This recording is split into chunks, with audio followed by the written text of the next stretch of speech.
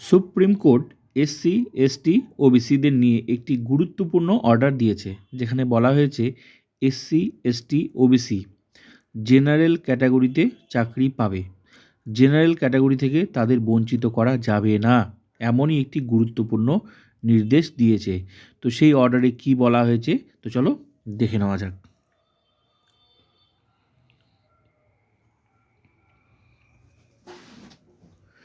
রাজস্থান হাইকোর্টের একটি নিয়োগ সংক্রান্ত মামলার পাল্টা শুনানিতেই এই রায় দিয়েছে শীর্ষ আদালত।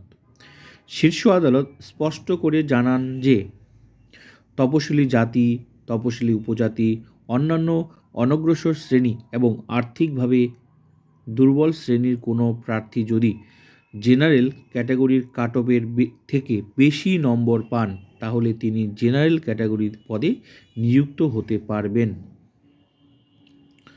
লিখিত পরীক্ষায় যদি কোনো সংরক্ষিত প্রার্থী জেনারেল কাটঅফের থেকে বেশি নম্বর পান, তবে ইন্টারভিউ পর্বে তাকে জেনারেল প্রার্থী হিসেবেই ধরা হবে।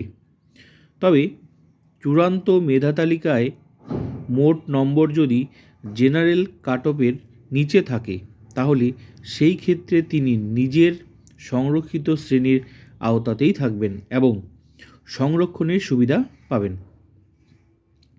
সুপ্রিম কোর্ট আরও জানায় যে শুধুমাত্র সংরক্ষণের সুবিধা আছে বলেই কোনো যোগ্য তপশিলি জাতি, উপজাতি, অন্যান্য অনগ্রসর শ্রেণী এবং আর্থিকভাবে পিছিয়ে থাকা শ্রেণীভুক্ত প্রার্থীকে মেধার ভিত্তিতে জেনারেল আসন থেকে বাদ দেওয়া যাবে না।